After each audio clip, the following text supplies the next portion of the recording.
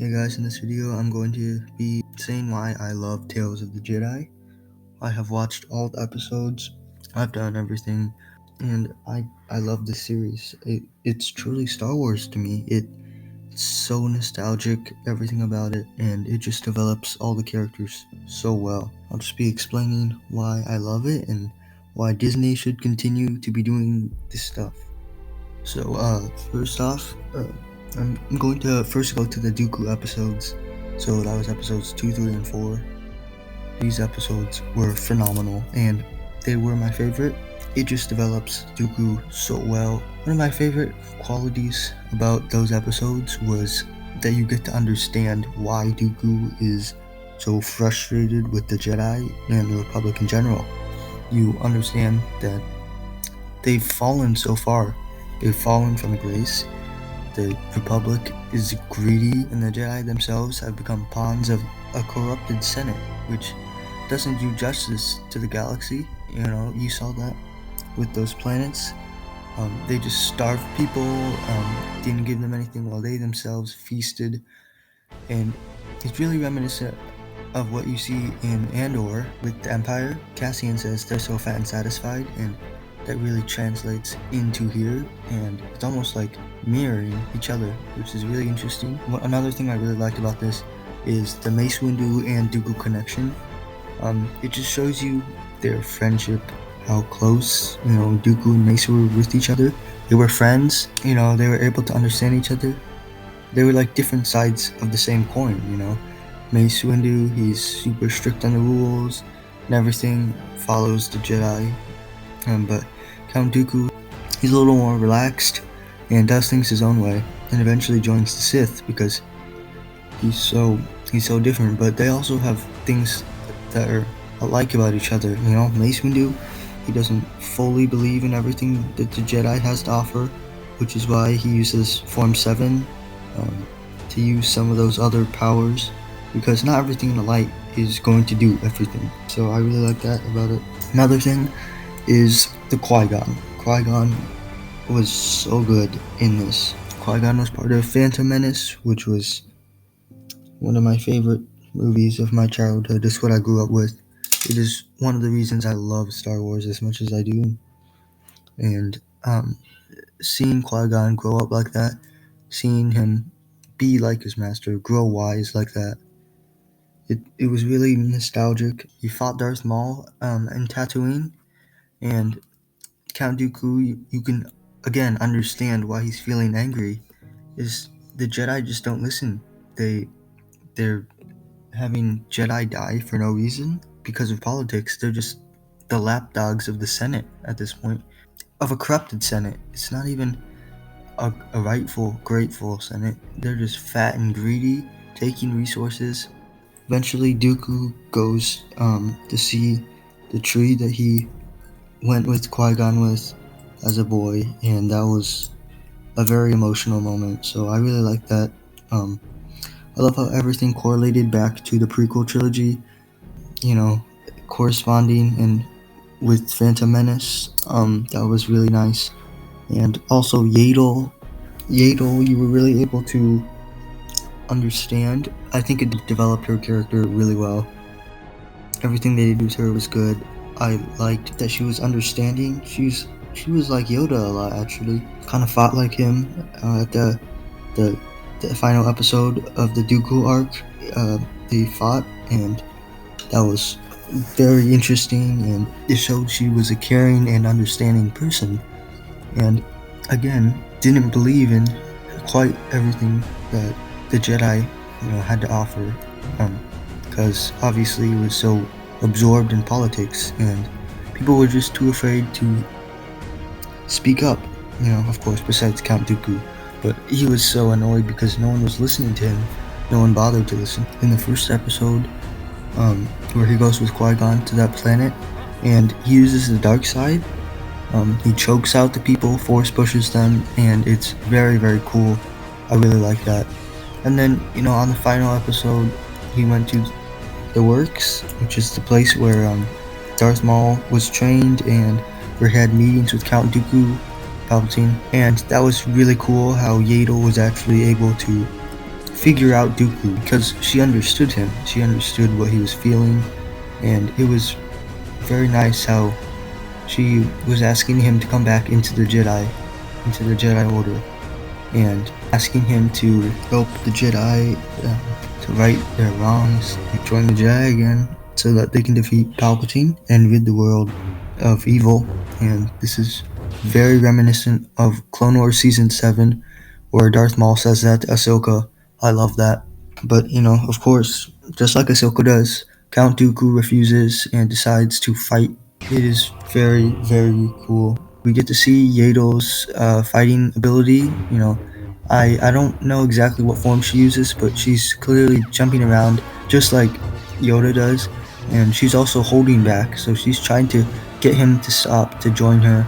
Again, sort of like Maul does, and sort of like Yoda does in Episode 2, where Yoda's trying to get his Padawan that he trained to join back, and sadly, Yado ends up dying. At that moment, Dooku was just so annoyed at the Jedi at that point that he decided to just kill Yado to please Palpatine. And again, reminiscent of both Revenge of the Sith and Return of the Jedi, Dooku somehow didn't see this coming, but there's always a test, and it's a test to join the dark side, and Dooku passed it and committed himself to the dark side, not fully, but he did, and killed Yado, just like Anakin killed Dooku, and almost like how Luke killed Vader at the end of Episode 6. Palpatine in this episode was also just very cool. It's awesome whenever we get to see Palpatine, especially in that black outfit. It's just so intimidating, so I really liked what they did with that. And I wonder, just how powerful Yado is, if she would be able to last against Palpatine, because I know she was able to last against Dooku for a while, and then she just decided to not, because she was trying to escape. I mean, she's probably not quite as good as Dooku, but still. We also, in the episodes, got to see Dooku's fighting capabilities. He's very powerful, very skilled. Mace Windu and Count Dooku, again, they're both powerful. They're just different sides of the same coin. Mace, you saw him jumping around and using his acrobatics because, he's Form 7, Baypad. He's obviously got to do that stuff. It's the aggressive style. While Dooku is very elegant and, blocking behind the back and stuff while he's surrounded, it was very cool. And I love what they did with this. In case you guys didn't know, I'm not the greatest Dooku fan. I mean, just look at the title of my channel. Yeah. What it did do, though, this show, is it really expanded my love for Dooku. I mean, it's not like Dooku's a bad character. I still think he was an A tier, but might even move up to S tier for the characters I like. So Maul, Palpatine, Vader, Yoda, he might even be up there with them, those are the characters I love. And so I really liked how they developed his character, made him an understanding person. It almost angers you how blind the Jedi were. And I think they purposely left Yoda out to make a contrast. They had to have Yado in there, which is very nice. Okay, now I'll go on to the Ahsoka episodes. These were just as good, in my opinion. Besides, maybe the first one. The first one was alright. Definitely not as good as the other ones, but really the 5th and 6th one, those were so good. You got to see Anakin's, really his love for his Padawan, which, shows that he's a compassionate character, that, he cares for his Padawan. He wants to make sure she survives. Battle droids, they're predictable. They just have programming. They only have, so many things to do, but, the human mind, it just has countless options, and it's unpredictable at times, and that's just why he used the clones to help train her. It's interesting because he helped save her. If you didn't know, he had it in a surrounded formation like that. So when she gets surrounded by the clones in Season 7, she actually is able to escape because she's been trained that way. That was really interesting. So in a way, I guess Anakin helped save her. I love how it, time jumped now and then to show her progress. I love that, especially at the end of Season 7. It jumped to them when they were in the ship, and Rex says, I hope all that training pays off. And it does, and they're able to survive. which is just a really great moment. The last episode is just probably the best Ahsoka episode, in my opinion. I really like the connection it made, even with Senator Organa. I thought that was interesting. She cared for Padme as well.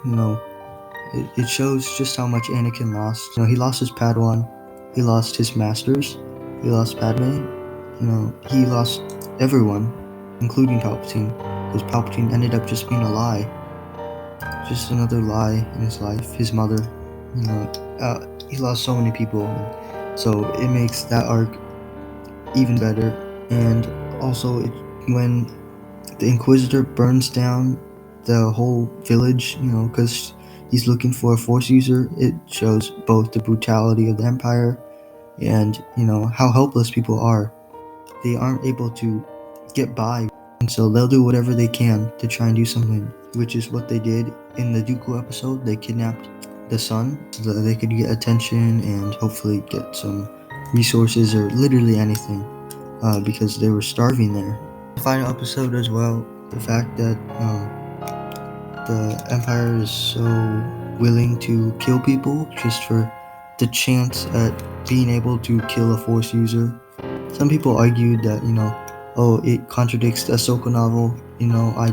I don't really care about that. It was just a great episode. And it also showed Ahsoka's skill. She just stands there while the Inquisitor tries to swing at her, and she grabs at the hilt, which is what she did to Maul as well in Season 7. She grabs at the hilt and is able to take it, which is again, what she does in Season 7. I might add another Maul reference into this. She fights the Inquisitor without a lightsaber, and this is what Maul does to the clones in Season 7. I'm pretty sure that's not supposed to be a reference, but again, it shows Ahsoka's skill, just like it showcased Maul's skill. And also, this is a time where she takes the crystals of the Inquisitor and purifies them to make them her white lightsabers, like they are in Mandalorian Season 2. If you didn't know, crystals have to be blood. The dark side users find a crystal and they pour their hatred, they concentrate their hatred into the crystal, and that's what turns it red. Count Dooku, I'm not quite sure how he was able to successfully bleed it because he is not fully immersed in the dark side. We got to see a darker side of Dooku, which was really interesting. Again, usually, I'm not a huge fan of Dooku, but I really liked him in these episodes, and I think that Disney and Dave Filoni did a fantastic job with Tales of the Jedi. Disney really deserves the praise for this one. Usually, they mess up. You saw what they did with Kenobi. You saw what they did with, Boba Fett, Luke Skywalker, all that stuff. But they really did a good job with Ahsoka and Dooku in here. I feel like Dave Filoni, anything to do with Clone Wars, he is just so good at, because he's able to develop the characters, and those are the ones I think he knows best, is those Clone Wars characters. And so that was really interesting to see. I would love to see a Season 2 or Tales of the Sith. Tales of the Sith would be awesome. Seeing Palpatine, Maul, of course. Palpatine and Maul are my favorite characters, so I would love to see them.